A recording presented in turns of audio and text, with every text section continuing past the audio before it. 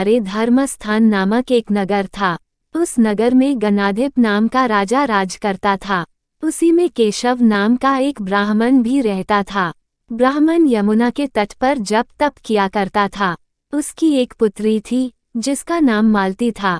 वह बड़ी रूपवती थी। जब वह ब्याह के योग्य हुई तो उसके माता पिता और भाई को चिंता हुई।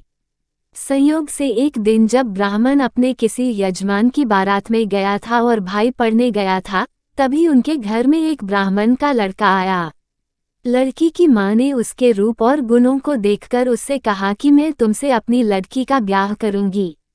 होनहार की बात की उधर ब्राह्मण पिता को भी एक दूसरा लड़का मिल गया और उसने उस लड़के को भी यही वचन दे दिया।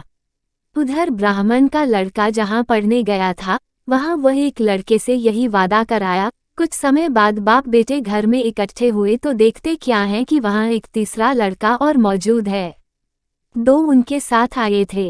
अब क्या हो? ब्राह्मण, उसका लड़का और ब्राह्मणी बड़े सोच में पड़े।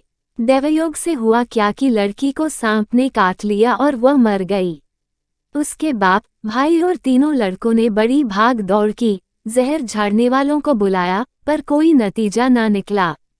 सब अपनी अपनी करके चले गए। दुखी होकर वे उस लड़की को शमशान में ले गए और क्रियाकर्म कराए।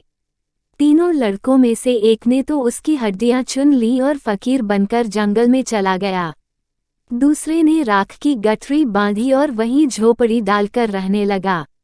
तीसरा योगी होकर देश देश घूमने लगा। एक दिन की बात है, वह तीसरा लड़का घूमते घामते किसी नगर में पहुंचा और एक ब्राह्मणी के घर भोजन करने बैठा।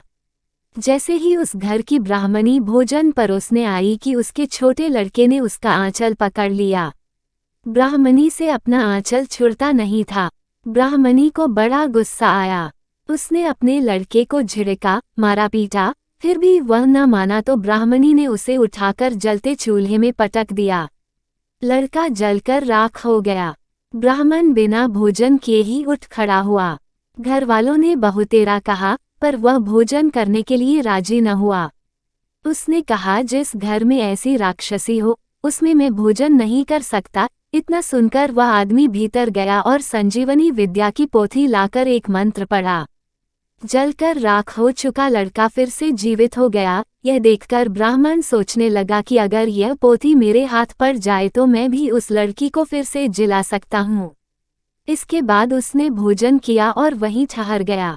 जब रात को सब खा पी कर सो गए तो वह ब्राह्मण चुपचाप वो पोथी लेकर चल दिया। जिस स्थान पर उस लड़की को जलाया गया था वहां जाकर उसने देखा कि दूसरे लड़के वहां बैठे बातें कर रहे हैं।